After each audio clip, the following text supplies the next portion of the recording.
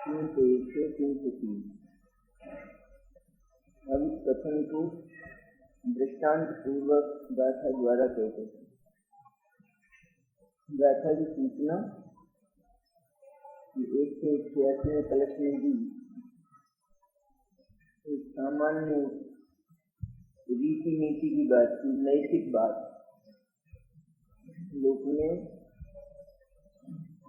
जिसको सदाचार कहते हैं, उसी सदाचार की बात अध्यात्म करता है। उसके भिन्न, उससे निराली कोई बात नहीं है। जैसे कोई भी सदाचारी पुरुष परद्रव्य को ग्रहण नहीं करता, अर्थात परद्रव्य को अपना नहीं मानता। जिसको अपना मानता है उसके नियम से ग्रहण करता है, ग्रहण करने का यत्न करता है।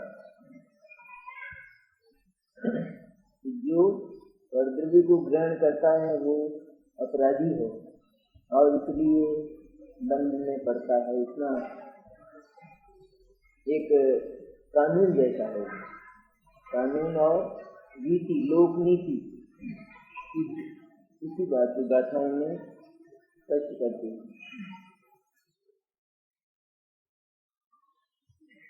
3 गाथाएं हैं, 301 से 303। हे आई अवराहे जो को वही तो संकिदो माँ बजे जन के नदी चोरोक्ति जनतो जो न कुनई अवराहे तो निसंको जनवये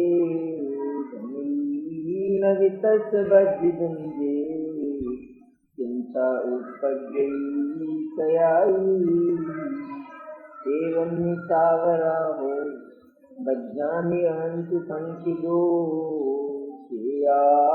जय पुण्य निरावरा हो निसंको हम बज्जामि।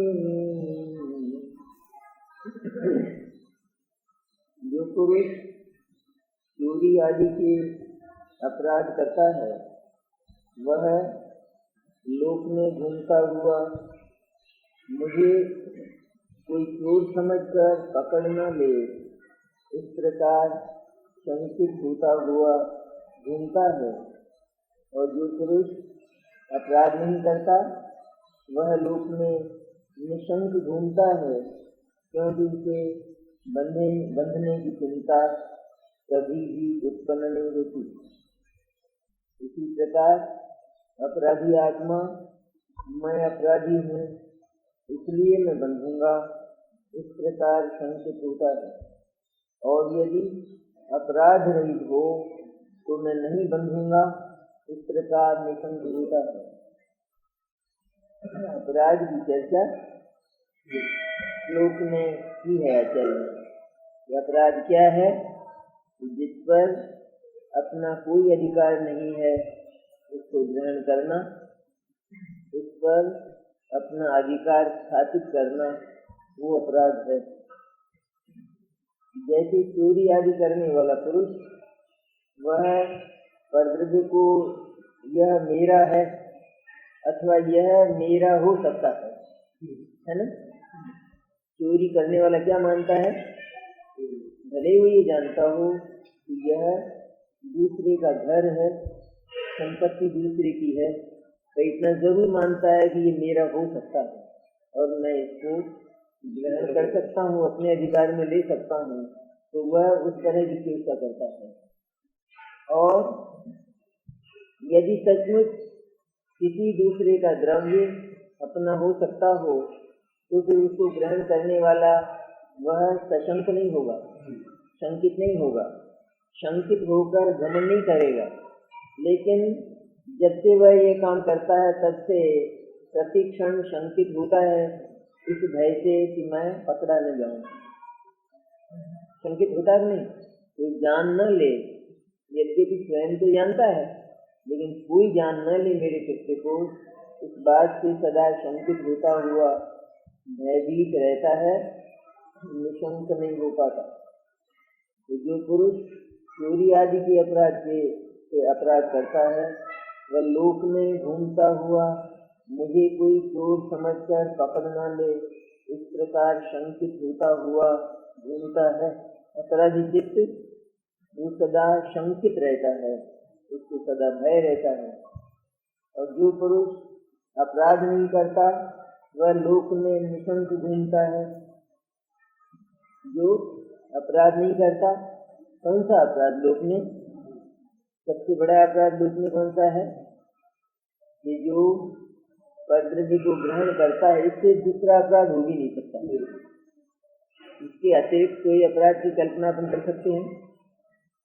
लोक में किसी दूसरे के द्रव्य पर ममत्व करना, अपना अधिकार घोषित करना, यह एकमात्र अपराध है और दूसरा कोई अपराध संभव ही नहीं है।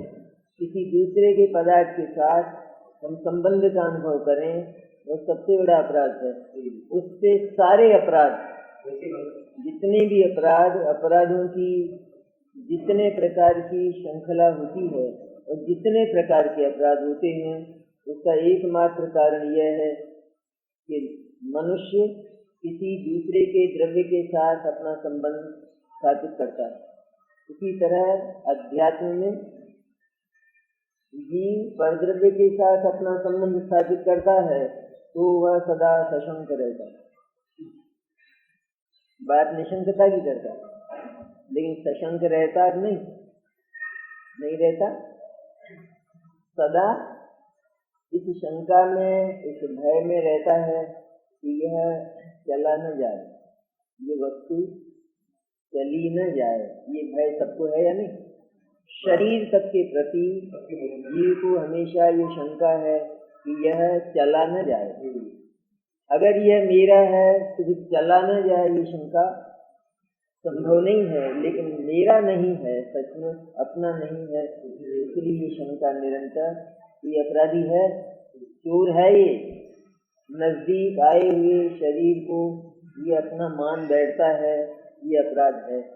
लोक में भी सभी पदार्थ पड़ोसियों की तरह रह रहे हैं, लेकिन अनाचारी आत्मा जो पड़ोस में रहने वाले पदार्थों को यह मेरा है इस तरह कल्पना करता है। शरीर भी आत्मा का पड़ोस है, आत्मा के नजदीक रह रहा है, लेकिन शरीर का स्वभाव, उसकी जाति, उसका कुल, उसका परिवार और उसका समाज सब अन्य प्रकार के हैं। जैसे महाजनों का और शूद्रों का जो आचार है वो नहीं मिलता, इस तरह चेतन और जड़ का जो आचरण है वो मिलता नहीं है, दोनों में अंतर है। लेकिन यह जैसे कोई महाजन शूद्र के साथ अपना संबंध स्थापित करके उसके शामिल खाता है, उसी तरह अज्ञानी आत्मा पुद्गल के साथ अपना संबंध स्थापित करके उसके साथ अपने जैसा आचरण करता है। ये अपराध है, क्योंकि वह हो नहीं सकता तो करना नहीं चाहिए। तो वह लोक में निशंक ढूंढता है कि जो अपराध नहीं करता, क्योंकि उसे बंधने की कभी भी चिंता उत्पन्न नहीं होती। बंधन की चिंता होती है? होती बंधन की? नहीं होती। इसी प्रकार अपराधी आत्मा, मैं अपराधी हूँ इसलिए मैं बंधूंगा, इस प्रकार संकित होता है। और यदि अपराध रहित हो तो मैं नहीं बंधूंगा, इस प्रकार निशंक होता है। अपराधी आत्मा सदैव इस वृत्ति में प्रवर्तित होता है। यह निरंतर आकुलता उत्पन्न करने वाली वृत्ति, बल्कि जो स्वयं आकुलता ही है, मैं बंध जाऊंगा, मुझे कोई बांध लेगा, इस वृत्ति से रहित कभी भी नहीं होने के कारण हमेशा भयभीत रहता है। यदि अपराध रहित हो तो मैं नहीं बंधूंगा, इस प्रकार निशंक होता है। तो संक्षेप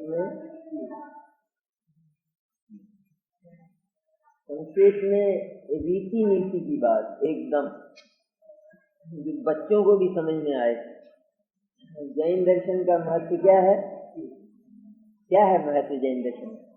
यही कि वो इस तरह की बातें नहीं करता कि जो जीव को समझ में ना आए, जिसमें शंका पैदा हो लेकिन समाधान न हो, जहाँ केवल एक जवाब दिया जाए कि भगवान की आज्ञा यही है, इसलिए इसमें शंका करना उचित नहीं। खुदा की आज्ञा यही है ना, ईसा की आज्ञा यही और भगवान की आज्ञा यही है। इसका महत्व क्या है जैन धर्म का? इस बात से दुनिया का कोई व्यक्ति इनकार नहीं कर सकता। ये पंक्तियां लिखी ना कुंतुल ने, ये तो कुंतुल न जाने, कोई इनकार कर सकता है? कोई कोर्ट इनकार कर सकेगी? Court, high court, supreme court कहते हैं यह कानून उसका है, संविधान है, ये हर देश का ये संविधान है कि सब अपने अपने घर में आराम से रहें। शांति का एकमात्र मार्ग यही है। इस तरह आत्मा अपने असंख्य प्रदेशी समृद्ध सदन में, कि जहाँ उसकी सारी आवश्यकताएं पूरी होने की सुविधाएं हैं, वहाँ आराम से रहे, वह इधर उधर न ताके।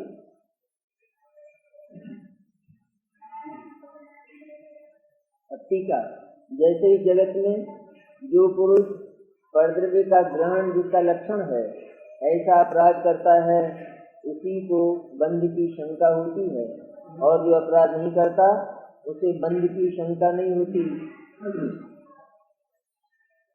इसी प्रकार आत्मा भी अशुद्ध वर्तता हुआ परद्रव्य का ग्रहण जिसका लक्षण है ऐसा अपराध करता है, उसी को बंध की शंका होती है।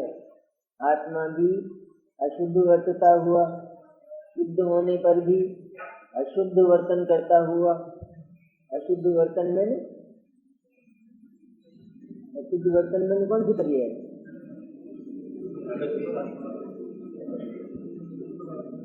मिथ्या दर्शन, मिथ्या ज्ञान और मिथ्याचारी। अशुद्ध वर्तन में मिथ्या दर्शन, मिथ्या ज्ञान और मिथ्या चारित्र में वर्तता हुआ, शुद्ध होने पर भी आत्मा को मिथ्या दर्शन की आवश्यकता न होने पर भी, आत्मा को मिथ्या चारित्र की जरूरत न होने पर भी आत्मा मिथ्या दर्शन और मिथ्या चारित्र में प्रवृत्त होता है। जरूरत क्यों नहीं है? क्योंकि परद्रव्य उसका हो नहीं सकता और इसको परद्रव्य की आवश्यकता बिल्कुल नहीं है। परद्रव्य को प्राप्त करके यह कुछ अधिक हो जाए ये संभव नहीं है, और उससे तो कुछ मिल सके ये बात असंभव है।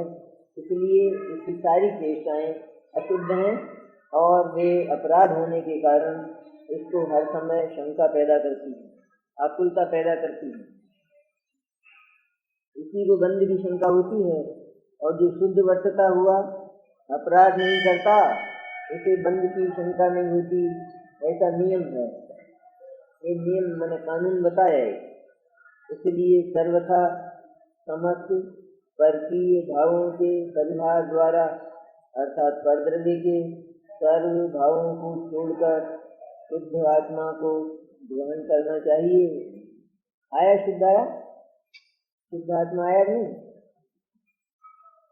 शुद्ध आत्मा को ग्रहण करना चाहिए। समस्त परकीय भावों के परिहार द्वारा समस्त ही परकीय भावों के प्रति निर्ममत्व होकर एकमात्र जिस पर अपना अधिकार है और जिस पर अपना अधिकार निभ सकता है, अधिकार उस पर किया जाए कि जहाँ अधिकार का निर्वाह हो सके, अन्यथा तो उसका जो फल है वह दंड है, सजा है। कहाँ किया जाए अधिकार? आत्मा किस पर अधिकार करे? ये आत्मा का तो एकमात्र आत्मा ही है, कोई दूसरा आत्मा का हो ही नहीं सकता कि आत्मा उस पर अधिकार करे। इसलिए जो उसके अधिकार में है सदा से, जिस पर उसका अधिकार हो सकता है और जिस पर उसका अधिकार निभ सकता है, वह आत्मा एकमात्र ग्रहण करने लायक है। भगवान सिद्ध प्रसन्न क्यों है? क्यों प्रसन्न है? क्योंकि उनका अधिकार निभ रहा है। सम्यक दर्शन होने पर उन्होंने जिस आत्मा पर अधिकार किया, उनका वह अधिकार अनंत काल तक निभेगा, इसलिए वे प्रसन्न हैं। और ऐसे अधिकार के आज तो प्राइम मिनिस्टर है और कल जेल में है, ये अधिकार करने लायक है। जो सिंहासन जिसका दिया हुआ होता है उसको वह छीन लेता है। जनता का दिया हुआ सिंहासन उसको जनता छीन लेती है। जनता की दी हुई उपाधि उसको जनता छीन लेगी। किसी को दानवीर के नाम से विभूषित किया समाज ने, और उसके बाद उसने कोई बहुत बड़ा कुकर्म किया तो समाज ने वो उपाधि छीन ली। आत्मा को कोई छीन सकता है? सत्ता को कोई अपहरण कर सकता है? इसलिए जो अपना सत्व है मूल, जो सदा उसी का परिचय अपने रूप में देता है। कौन है तुम्हारा? तो मेरा तो मैं ही हूँ। मेरा तो एक शुद्ध चैतन्य ही है, जिसके स्वर में सदा केवल यही निकलता है। तो वह परब्रह्म के समस्त भावों के प्रति निवृत्त है, परिहार कर दिया है उसने परकीय भावों का, इसलिए वह निशंक रहता है। ज्ञानी सदैव निशंक क्यों है? वे परद्रव्य के निकट रहते हुए तो देखे जाते हैं, परद्रव्य का आदान प्रदान करते हुए भी देखे जाते हैं, लेकिन समस्त ही परद्रव्य के भावों का उनके चित्त में परिहार है। यह मेरा नहीं है, नहीं तो शंकित होता है, भयभीत होता है, या उसको बैंक की कक्षा में रखता है। और कहाँ रखता है? अपने कागजों में। अपने कागजों में ही एक कक्षा बैंक की और अन्य की है, नहीं है? और अपनी भी है कि नहीं कक्षा अपने कागजों में? अपनी भी है, तो दो कक्षाएं हैं कि नहीं? हमको विश्वास कौन सी कक्षा का है? हम अपना जो कार्य करते हैं तो वो किसकी ताकत से करते हैं? अपनी कक्षा की ताकत से करते हैं। तो ये सब होने पर भी परद्रव्य का आदान प्रदान ज्ञानी के द्वारा देखा जाने पर भी, आदान प्रदान भी कहने की बात है, लेकिन हम व्यवहार में इस बात का प्रयोग कर सकते हैं कि वह समस्त चीजों का आदान प्रदान करता है, लेकिन उसके चित्त में इन समस्त पदार्थों के प्रति परकीयता है, परकता है। एक भी मेरा नहीं है, यह बात उसके विश्वास में दृढ़ता से प्रवर्तमान है। इस तरह है, इसलिए उसको शंका नहीं होती। प्रश्न होता है ना, तो वो भी तो करता नहीं, इतनी चीजें रखता है, इतनी चीजें रखता है, और उसको हम परद्रव्य से निवृत्त कहते हैं। कहाँ है ना निवृत्त? क्या है? इतनी चीजें रखता तो है, लेकिन वह उन चीजों की कक्षा में रखता है, अपनी कक्षा में नहीं रखता है, इसलिए वह निवृत्त है।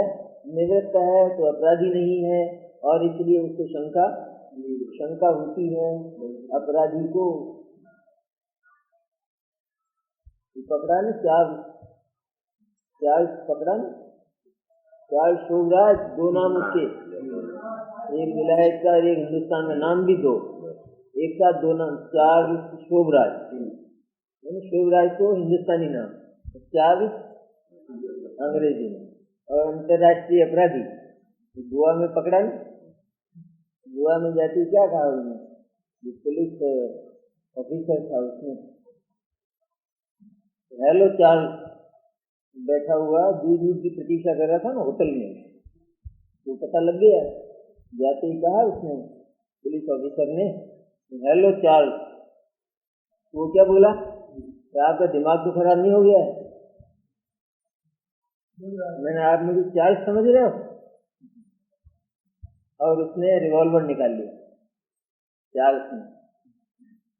फिर अंत में तो 27, तो भीतर से जिस समय उसने बोला कि आपका दिमाग तो खराब नहीं हो गया है, तो वो भीतर से सशंक नहीं था? नहीं, वाणी में ऐसा निशंक बोलने पर भी भीतर से शंकित नहीं था, और शंकित नहीं था तो पकड़ा कैसे गया? पकड़ा गया और शंकित नहीं था तो छूटा क्यों नहीं थे? अपराधी नहीं था तो ये वृत्ति नहीं रहती है अपराधी की। तो जिस जीव ने परद्रव्य के साथ अपना संबंध स्थापित किया वो हर समय चला न जाए, चला न जाए, चला न जाए और पुलिस इंस्पेक्टर आ न जाए, ये अपराध है कि नहीं? हर समय वो बात नहीं कही इसमें 3 गाथाओं में। त्याग शोभराज की बात है कि नहीं? ये अपनी है।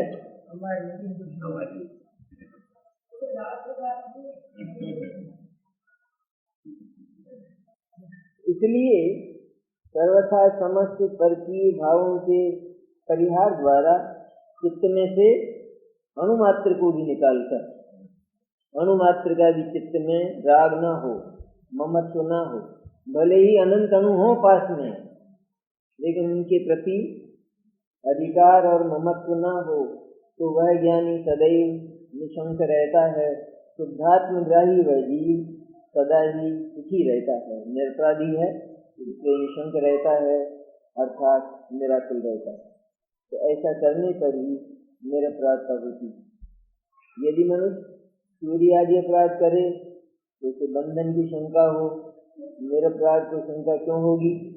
इसी प्रकार यदि आत्मा परद्रव्य का ग्रहण रूप अपराध करे उसे बंध की शंका अवश्य होगी। यदि अपने को शुद्ध अनुभव करे पर का ग्रहण न करे तो बंध की शंका क्यों होगी? इसलिए परद्रव्य को छोड़कर शुद्ध आत्मा का ग्रहण करना चाहिए, तभी निरपराध हुआ जाता है। अब अपराध की बात करें।